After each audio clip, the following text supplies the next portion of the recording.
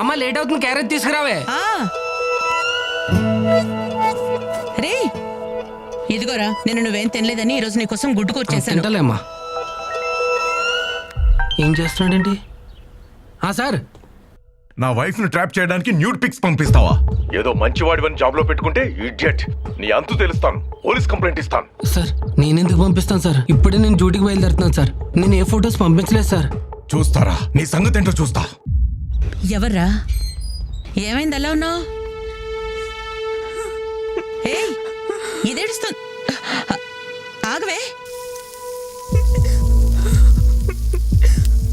ఎందుకు ఏడుస్తున్నావే? ఏమైంది?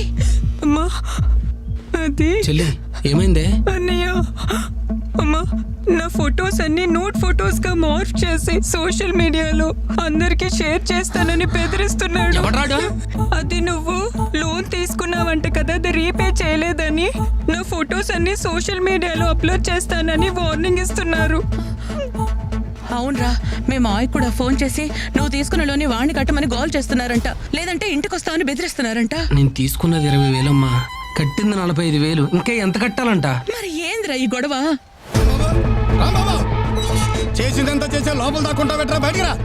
ఎద్దావా ఎరా, మీ పక్కింట్లో దిగిన పాపానికి మమ్మల్ని ప్రశాంతంగా బతకనివరా? ఏమైందన్నయ్య? ఏమైందని నెమ్మదిగా అడుగుతా వింటమ్మా. మీ ఓడి ఎవరి దగ్గర లోన్ తీసుకున్నాడంట, అది కాస్త ఎగ్గొట్టాడంట. ఆ యదవులందరూ నాకు కాల్ చేసి నన్ను నా కుటుంబాన్ని బండబూతులు తిడుతున్నారు. అయినా పోయిపోయి వాళ్ళందరికీ నువ్వు నా నెంబర్ ఎందుకు ఇచ్చావురా? ఒక్క నిమిషం బాబాయ్, మా పక్కింటి నెంబర్లు, మా బంధువుల నెంబర్లు మీకెలా వచ్చినాయిరా? యాప్ ఇన్స్టాల్ చేసినప్పుడే మొత్తం నీ అన్ని డీటెయిల్స్ వచ్చేసినాయి, అర్థమైందా? నీ ఫోటోస్, నీ వీడియోలు అన్ని వచ్చినాయి. రే, తీసుకున్న దానికి అసలు దానికి మొత్తం వడ్డీ కట్టేశాను కదరా. కట్టిందే లేట్ ఫీజు, పెనాల్టీ దాని వడ్డీకే సరిపోయింది పైసలు. అసలు ఎవరా మీ అమ్మ మొగుడు కడతాడా? రే, ఇదంతా మోసం రా, మీరంతా చీటర్స్ రా. రే, మీరు అసలు మనుషులేనారా? ఏదో అవసరంలో కొద్దిగా లోన్ తీసుకున్న పాపానికి నన్ను ఎంత హింసిస్తారా? ఇదంతా ముందే తెలిస్తే అసలు మీ దగ్గర నేను అప్పి తీసుకునేవాడిని కాదురా. చెలగల్లన్న రక్తం అంతా పీల్చేస్తున్నారు కదరా. అరే అరే, ఇవన్నీ అప్పులు తీసుకున్న ముందు ఆలోచించాలి. కడతావా చేస్తావా? మొత్తం అయిపోయి నేను చచ్చిపోయా.